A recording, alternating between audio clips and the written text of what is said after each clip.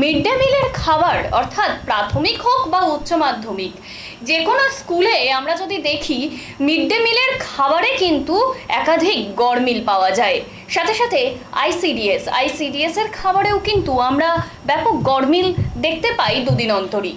আর সেই নিয়ে একাধিক প্রশ্ন ওঠে, ছাত্রছাত্রীদের স্বাস্থ্য নিয়ে কি ব্যবস্থা নিচ্ছে সে নিয়ে কিন্তু প্রশ্ন থেকেই যায়। তবে আজ দেখা গেল এক অন্য চিত্র। দেখা গেল মাঝদিয়া রেলবাজারের প্রাথমিক বিদ্যালয়ে বাগানের সবজি দিয়েই তৈরি হচ্ছে স্কুলের মিড ডে মিলের খাবার। মিড ডে মিলের খাবার খেয়ে অনেক সময় ছাত্রছাত্রীদের শরীর খারাপ হতে দেখা গিয়েছে। কখনো মিড ডে মিলে দেওয়া খাবারের গুণগত মান নিয়ে উঠেছে একগুচ্ছ প্রশ্ন, কিংবা কখনো তাতে পাওয়া গিয়েছে নানান রকমের পোকামাকড়। এই ধরনের খাবার বেশিরভাগ সময়েই উঠে আসে খবরের শিরোনামে। তবে ব্যতিক্রম কার্যকলাপও দেখা যায় বেশ কিছু জায়গায়।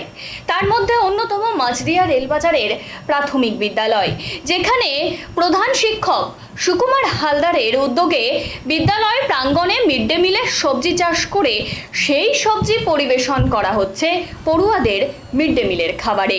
বাজারে বিভিন্ন রাসায়নিক সার ও কীটনাশক ঔষধ দেওয়া শাকসবজি খেয়ে বিশেষ করে শিশুদের নানান রকম শারীরিক সমস্যা হতে পারে বলে জানান চিকিৎসকেরাই। আর সেই কারণেই প্রধান শিক্ষক বিদ্যালয়ের প্রাঙ্গণে বিভিন্ন ধরনের শাকসবজি লাগানোর উদ্যোগ গ্রহণ করেন। তবে শুধু গাছ লাগানোই নয়, সেগুলি নিয়মিত পরিচর্যা করে বড় করে তোলা সমস্ত কিছুই কিন্তু দেখভাল তিনি নিজেই করেন।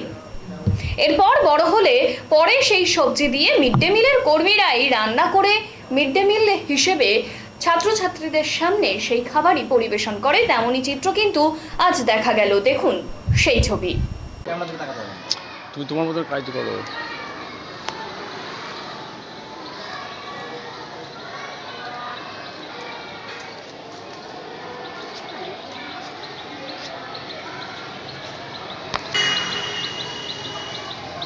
যাও, চলে নিয়ে চলে যাও।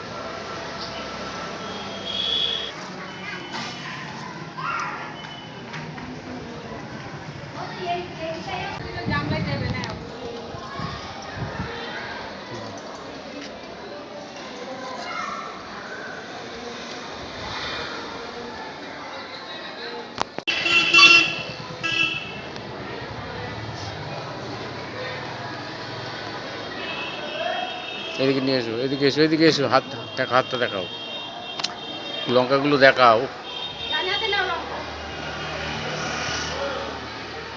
তুই চলে যাও, ওদিকে চলে যাও।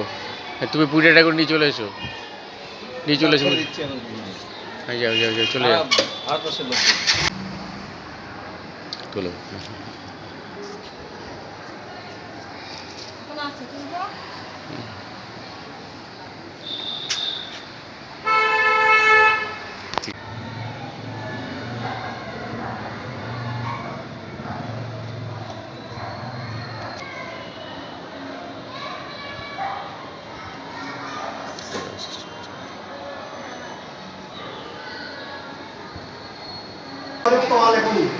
বানান ঠিক করে পর্বতটা লেখা হয় পর্বতমালা।